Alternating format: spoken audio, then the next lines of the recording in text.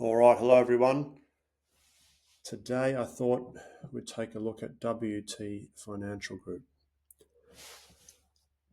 So you can see it's an ASX listed in the financial sector. Very, very small. Currently 44 million market cap. But the chart is showing a lot of the things that we like to see.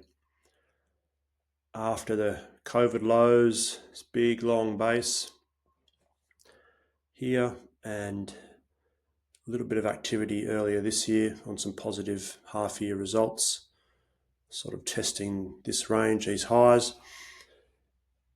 It is very illiquid and really only for a retail investor at the moment.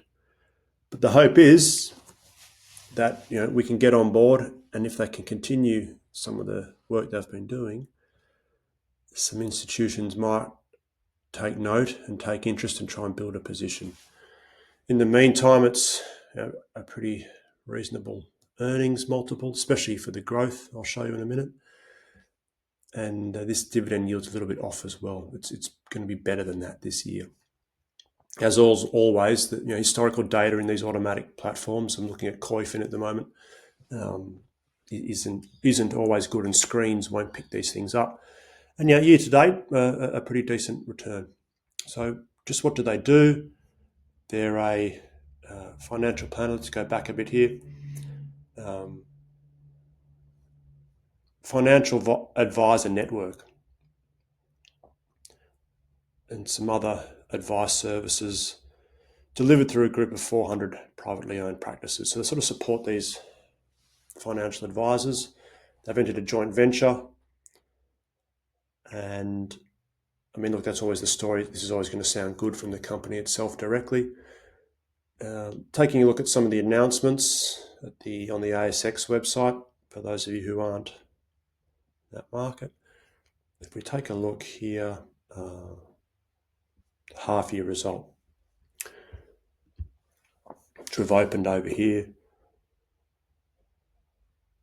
Ultimately, pretty strong growth, 34% revenue growth. Earnings up a similar sort of amount, net profit up a similar amount, and they did declare a early dividend. So if we just go back and sort of look at the history of these things.